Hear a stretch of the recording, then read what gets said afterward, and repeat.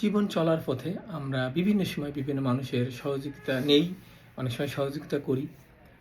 তা আমরা যাদের কাছে সহযোগিতা প্রার্থনা করি বা সহযোগিতা চাই, অনেক সময় হয়তো আমরা ভুলে যাই যে ব্যক্তির কাছে সহযোগিতা চাচ্ছি, তিনিও একজন মানুষ এবং তারও সীমাবদ্ধতা থাকতে পারে। অনেক সময় আমরা ভুলে যাই, যার ফলে সহযোগিতাটা তার কাছ থেকে না পেলে আমরা ভুল বুঝি এবং তাৎক্ষণিকভাবে তার সম্পর্কে নেতিবাচক মন্তব্য করে ফেলি। এটা আমি আমার পর্যবেক্ষণের আলোকে বলছি। জানি না আপনাদের পর্যবেক্ষণ কী।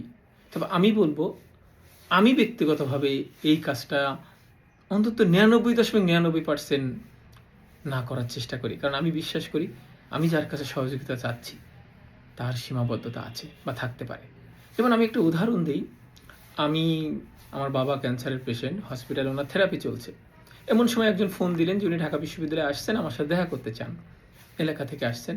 আমি ওনাকে বুঝিয়ে বললাম, প্রাথমিকভাবে উনি বুঝলেন, কিন্তু কিছুক্ষণ পর উনি আবার ফোন ব্যাক করলেন। ওনার প্রতি শ্রদ্ধা রেখেই বলছি, উনি যদি আমার এই ভিডিওটা দেখে থাকেন কোনো কারণে। আমি বললাম যে কোনোভাবে আমার বাবাকে রেখে এখান থেকে আসা সম্ভব না। উনি বুঝাতে চাচ্ছিলেন যে যদি কাউকে ম্যানেজ করা যায় ওখানে রেখে, তাহলে আসলে ওনার একটু উপকার হতো। আসলে বিষয়টা কি, ওনার বিষয়টা কিন্তু কোনো জটিল কিছুই ছিল না, যে ভর্তি পরীক্ষা সংক্রান্ত কোনো তথ্য বা ইত্যাদি। তা আমি বললাম যে আমি ফোনেও আপনাকে এই বিষয়গুলো জানাতে পারবো।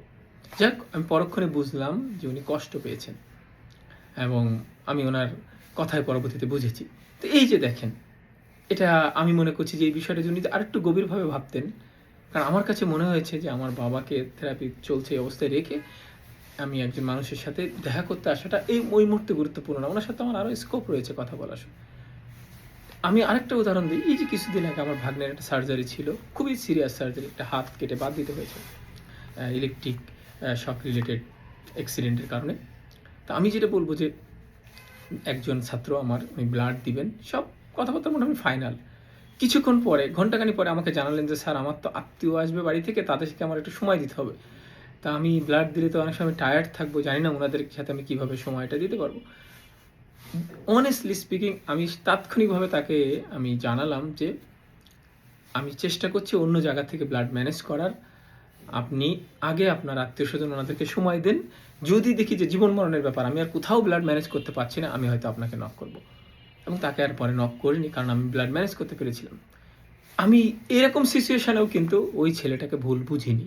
কারণ আমার কাছে মনে হচ্ছিল যে তার প্রেক্ষাপটে সে হয়তো ওটাকে খুব গুরুত্বপূর্ণ মনে করেছে। কিন্তু আমরা অনেকেই দেখি যে একটু হলেই একটা সহযোগিতা চাচ্ছি, আমি সহযোগিতা না পেলেই সাথে সাথে আমি তার সম্পর্কে নেতিবাচক কমেন্ট করে ফেলছি। আমি বিশ্বাস করি, আপনি আপনার জায়গা থেকে বা আমি আমার জায়গা থেকে যদি এই জিনিসগুলো খুব গভীরভাবে ভাবি, অনেক বিষয়গুলো অনেকটা ইজি হয়ে যাবে, এতটা জটিল হবে না। যাক, আমার ভাবনা এবং অভিজ্ঞতার আলোকে বিষয়টা আপনাদের সাথে শেয়ার করলাম।